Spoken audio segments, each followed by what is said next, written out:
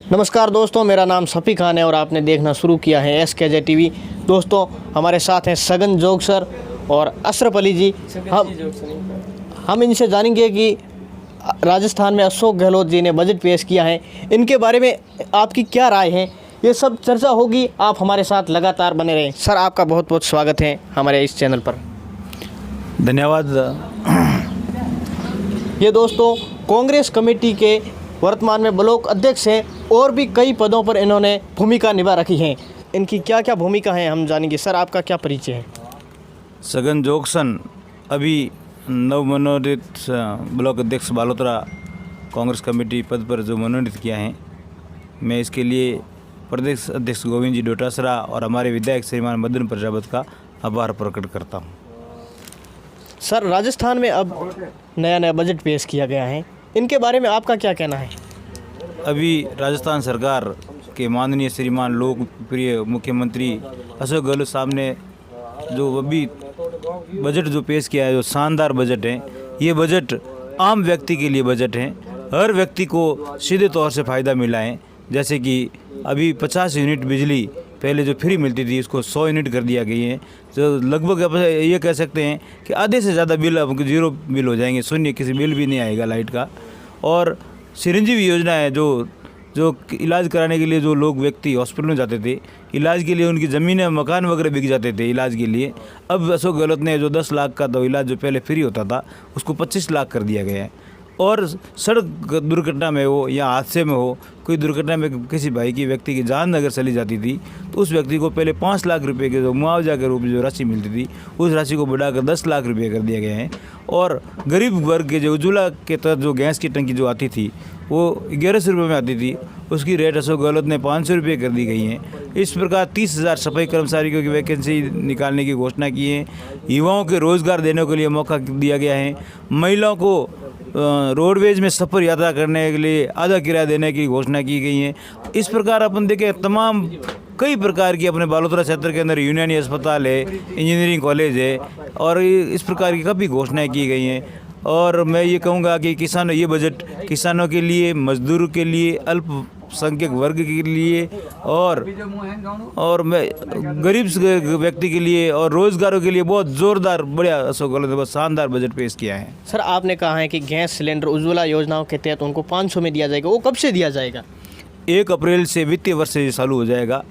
अभी मार्च के अंदर ये अगला बजट का जो कार्यकाल पूरा हो जाएगा। 1 अप्रैल से वित्तीय वर्ष शुरू होते ही 1 अप्रैल से ये लागू हो जाएगा।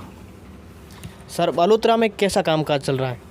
बालोतरा के अंदर हमारे ऊर्जावान विधायक श्रीमान मदन प्रजापत के नेतृत्व में राजस्थान सरकार के द्वारा खूब सारे यहाँ पर विकास के कार्य किए जा रहे हैं।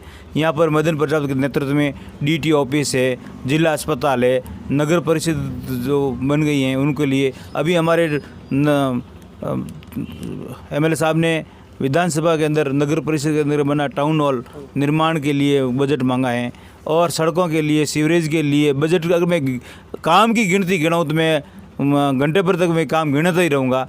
मदन प्रजापत ने हमारे क्षेत्र के अंदर खूब सारा विकास किया है। सर, बालोतरा को ज़िला बनाने के लिए ज़ोरों शोरों से चर्चा चल रही थी, उसके बारे में क्या हुआ? क्या ज़िला बनाया जाएगा या फिर? अभी हमारे बजट के दौरान CM साहब ने कहा था कि भाई जो जिला बनाने वाली जो कमेटी थी, उस कमेटी की रिपोर्ट पूरी तरह से CM साहब के पास नहीं पहुंची थी। और मुझे आशा है कि वो रिपोर्ट वगैरह अभी संशोधन बजट में हो या 23 तारीख हो, इसी वित्तीय वर्ष के अंदर हमारे बालोतरा का ज़िला बनाने की घोषणा हमारे अशोक गहलोत अपने श्रीमुख से कर देंगे। और हमें आशा ही नहीं, पूर्ण विश्वास है कि ये बजट की घोषणा होगी। और जिस दिन ये ज़िले की घोषणा होगी और जिस दिन ज़िले की घोषणा होगी और हमारे ऊर्जावान विधायक मदन प्रजापत जयपुर से बालोतरा आएंगे, तो हमारे बालोतरा से सैकड़ों और हज़ारों काफिलों की गाड़ियाँ उनके सामने हमारे बॉर्डर पर डोली से लेकर हम काफिलों के जुलूस के तौर पे दीपावली मनाते हुए, मिठाइयाँ खाते हुए, पटाखा छोड़ते हुए हम बालोतरा आएंगे। सर, आप कांग्रेस के ब्लॉक अध्यक्ष भी हैं वर्तमान में, आपने कांग्रेस के लिए बहुत कुछ काम किया है। तो कांग्रेस ने जो भारत जोड़ो यात्रा राहुल गांधी जी ने की है, क्या इससे कांग्रेस पार्टी के अंदर जान फूंक पाएगी? अभी मैं खुद भारत जोड़ो यात्रा में, राहुल गांधी की यात्रा में शामिल होकर आया हूँ। और वो यात्रा मैंने राजस्थान में, ये अपने झालावाड़ से शुरू हुई थी, अलवर में जाके वो हरियाणा बॉर्डर पे ख़त्म हुई है। यहाँ मैंने ये देखा कि राहुल गांधी की इस भारत जोड़ो यात्रा के अंदर लोगों को लाने की ज़रूरत नहीं थी। लोग अपना पा रहे थे राहुल गांधी के पास में, राहुल गांधी की झलक पाने के लिए, राहुल गांधी को देखने के लिए, राहुल गांधी के से मुलाकात करने के लिए लोग अपना पा रहे थे। और लोगों का वैसा हुजूम उमड़ा हुआ था और सब नारे लग रहे थे कि राहुल गांधी जिंदाबाद, तुम संघर्ष करो, हम लोग आपके साथ हैं। इस प्रकार का माहौल देख के जिन लोगों ने भी देखा है कि तो उन लोगों के मन में आई है कि राहुल गांधी वास्तव में इस भारत जोड़ो यात्रा से माहौल बना है एक भारत सरकार को वापस बनाने के लिए। राजस्थान में वापस अशोक गहलोत के नेतृत्व में सरकार बनेगी।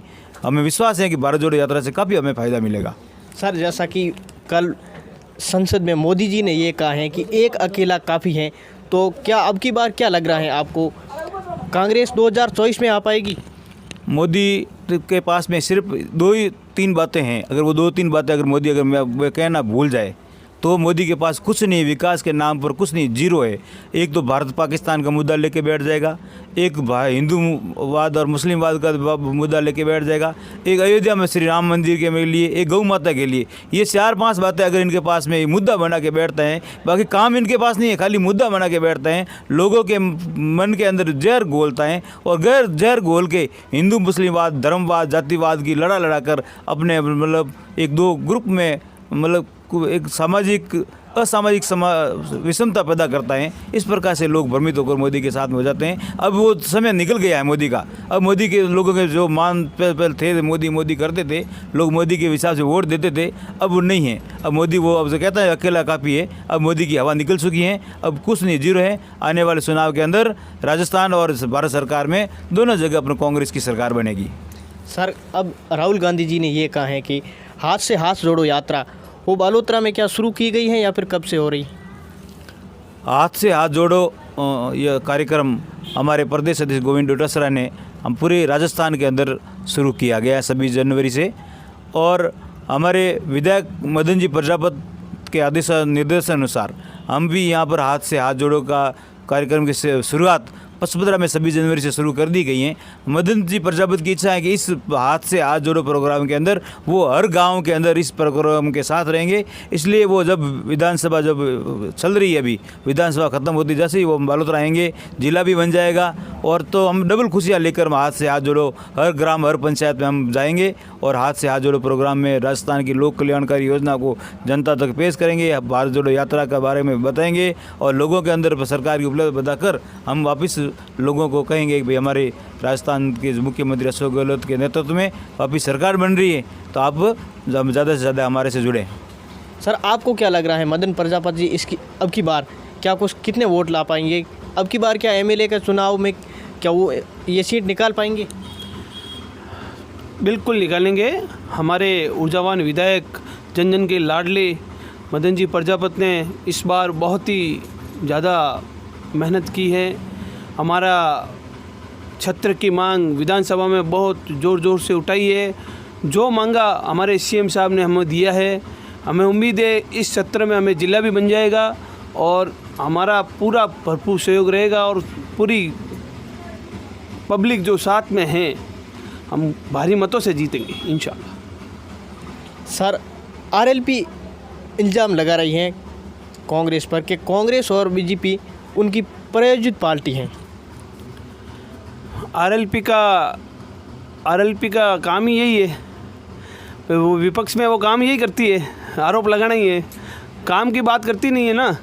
सर, आरएलपी कह रही हैं कि उन्होंने बजरी की दरों में 100 रुपये कम किए, फिर से 60 बढ़ा दिए।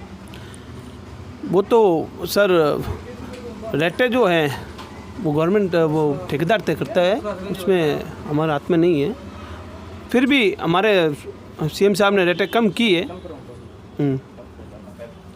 धन्यवाद सर, ये थे हमारे साथ ब्लॉक कांग्रेस के अध्यक्ष। आपका बहुत बहुत स्वागत हमको समय देने के लिए। Bureau report SKZ TV Balotra.